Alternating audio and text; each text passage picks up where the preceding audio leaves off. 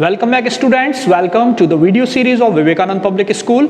Today we are here with one of the another section of grammar which is subject verb agreement. ये नाम से कुछ अलग लगता है, एग्जाम में इसका एक बहुत ही इंपॉर्टेंट पार्ट होता है, पर हमें जनरली समझ नहीं आता कि सब्जेक्ट वर्ब एग्रीमेंट में हम क्या पढ़ें और इसका बेसिक मीनिंग क्या है। इससे पिछले वीडियोस में आपको याद होगा हमने पढ़ा था पार्ट्स ऑफ स्पीच के बारे में कि एक ही शब्द को अलग अलग पार्ट्स ऑफ स्पीच के तौर पर कैसे इस्तेमाल किया जा सकता है, कैसे यूज किया जाता है। इसमें हम पढ़ेंगे कि सब्जेक्ट के साथ वर्ब कैसे एग्री करती है, यानी किस तरह, जिस तरह वैसे ये रूल हर लैंग्वेज में होता है कि किसी पर्टिकुलर वर्ड या सब्जेक्ट के साथ पर्टिकुलर ही वर्ब आती है, दूसरे के साथ वो मैच नहीं करती। In the same way English में भी सब्जेक्ट्स जो होते हैं आप जानते हैं सिंगुलर और प्लूरल होते हैं, उनके साथ अलग अलग टेंसेस में यानी अलग अलग टाइम में वर्ब्स के अलग अलग फॉर्म्स लगते हैं और वो उन्हीं के साथ मैच करते हैं। कुछ और करने पर ट्रांसलेशन या हमारा जो वे है उसको ट्रांसलेट करने का वो गलत हो जाता है। हम यहाँ पे वही देखेंगे, कुछ को समझेंगे, कुछ को अगले वीडियोस में समझेंगे। ये एक वैसे तो बड़ा टॉपिक है, इसके कई रूल्स हैं, पर बहुत सारे रूल्स तो किसी को याद नहीं रहते हैं। तरीका ये है कि इसकी प्रैक्टिस आप स्पीकिंग में और अच्छी राइटिंग में जब आप काफ़ी लिखेंगे, पढ़ेंगे या इंग्लिश बोलेंगे तो ऑटोमेटिक आपको सब्जेक्ट वर्ब एग्रीमेंट समझ आने लगेगा। फिलहाल हम इसके बेसिक पॉइंट्स को देख रहे हैं, अगले वीडियोज़ में हम कुछ और पॉइंट्स को कवर करेंगे। आज हम इसके 3-4 पॉइंट देखेंगे और उनके एग्जाम्पल्स के थ्रू उनको समझने की कोशिश करेंगे। आप देखिए हमने पहला जो है लिखा हुआ है रूल, पहले तो हमने इसका बेसिक डेफिनेशन लिखा हुआ है कि the verb must agree with its subject in number. हमारा एग्जाम्पल क्या कहता है कि हमारा जो वर्ब है सेंटेंस का उसे एग्री करना चाहिए with its number, subject in number. Subject in number मतलब जो भी उस वाक्य में करता है यानी सब्जेक्ट है वो एक वचन है या बहुवचन, सिंगुलर है या प्लूरल, उसके अकॉर्डिंग वहां वर्ब लगती है। और आप जानते ही हैं हेल्पिंग वर्ब भी टेंस के अकॉर्डिंग लगती है, क्योंकि सिर्फ हेल्पिंग वर्ब से ही पता चलता है कि किस समय की बात हो रही है, किस टाइम की बात हो रही है। तो वो चीज होना चाहिए। जैसे हम एग्जाम्पल के तौर पर देखें, the cat muse.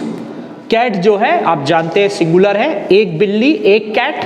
Muse, muse क्यों लगा? म्याऊ, म्याऊ जो कैट साउंड करती है उसी से उसका ये वर्ड बना हुआ है।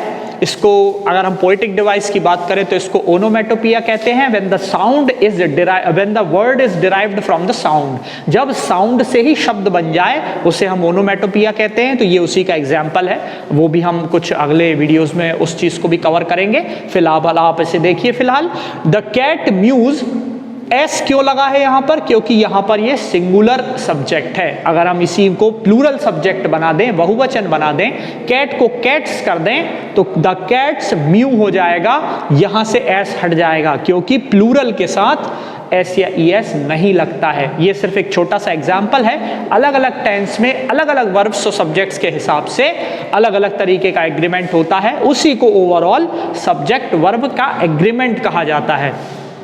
आप अब यहाँ पर इन कुछ और रूल्स और एग्जाम्पल्स को देखिए। हमारे सेकंड लाइन के अनुसार आप देखेंगे, two singular subjects joined by and take a plural verb, यानी दो एक वचन जो सब्जेक्ट होते हैं, कर्ता होते हैं, सिंगुलर होते हैं, अगर उन्हें हम एंड से जोड़ें तो वो प्लूरल वर्ब ले सकते हैं, यानी बहुवचन वाली क्रिया को लेते हैं। जैसे fire and water do not agree. अगर हम सिर्फ फायर करते तो यहां फायर के साथ डज आता, या अगर हम सिर्फ एग्री का यूज करते तो एग्रीज आता, क्योंकि फायर एक है यानी सिंगुलर है। अगर हम सिर्फ वाटर बोलते तो वो भी सिंगुलर होता यानी एक वचन होता, पर हमने इन दो सब्जेक्ट्स को एंड से जोड़ दिया है इसलिए ये बहुवचन हो गया है यानी प्लूरल हो गया है। तो यहां आगे आने वाली हेल्पिंग वर्ब डज नॉट ना होकर डू नॉट होगी, क्योंकि ये प्लूरल के साथ चलने वाली प्रेजेंट सिंपल की हेल्पिंग वर्ब यानी सहायक क्रिया है। Fire and water do not agree, ये डू नॉट क्यों आया? क्योंकि ये प्लूरल काउंट हो रहा है यानी एंड से जुड़ने पर।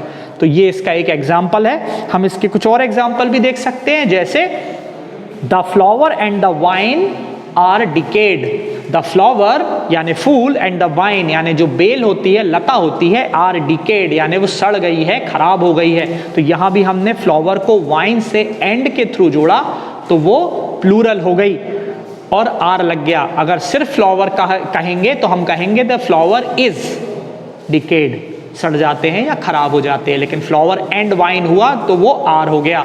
यानी कि टू सिंगुलर सब्जेक्ट्स, जब दो सिंगुलर सब्जेक्ट्स एंड से जोड़े जाते हैं तो वो एक प्लूरल फॉर्म लेते हैं, वर्ब बन जाते हैं।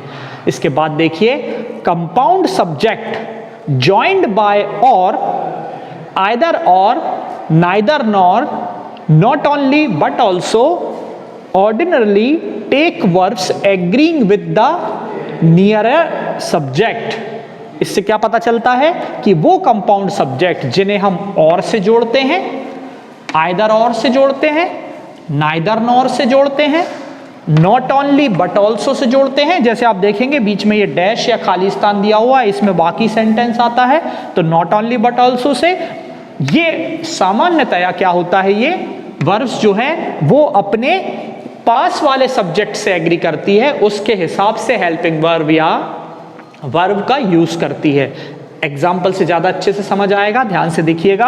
हमारा वाक्य एग्जाम्पल का है नो बॉय और गर्ल वॉज लेफ्ट बिहाइंड। अब आप देख सकते हैं अगर हम बॉय और गर्ल की बात करें तो ये PN यानी कि प्लूरल नंबर होता है, बहुवचन होता है, पर यहाँ पर हमने इसे एंड से नहीं जोड़ा है, और से जोड़ा है। जब और से जोड़ा जाएगा तो ये क्या होगा, पास वाले सब्जेक्ट के हिसाब से वर्क करेगा। अब यहाँ पर पास वाला सब्जेक्ट गर्ल है, सिंगुलर, तो यहाँ वॉज आया, बाकी बात दो की हो रही है, लेकिन और से कनेक्ट हुआ तो किसी एक का, यानी पास वाले के हिसाब से। वॉज के पास गर्ल है तो वॉज आएगा, वर नहीं आएगा। अगर एंड से जोड़ते तो वॉज नहीं आता, वर आ जाता।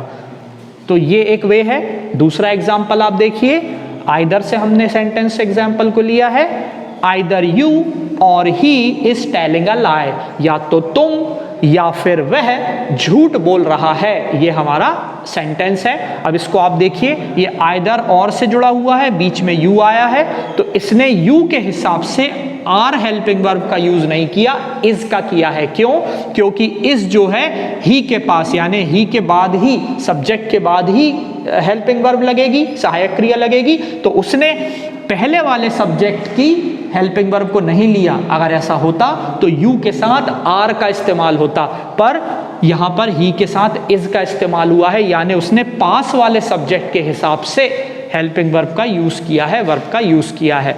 हमने क्या लिखा है आप देख सकते हैं, it take verbs agreeing with the near subject, पास वाले सब्जेक्ट के हिसाब से वो चलती है। एक और एग्जांपल देखिए, सुनील और his friends have helped him.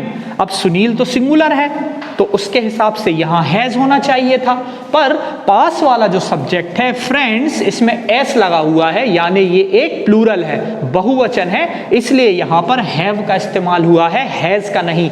यानी इसने पास वाले सब्जेक्ट के हिसाब से वर्ब ली है, तो सेंटेंस बन गया है सुनील और his friends have helped him.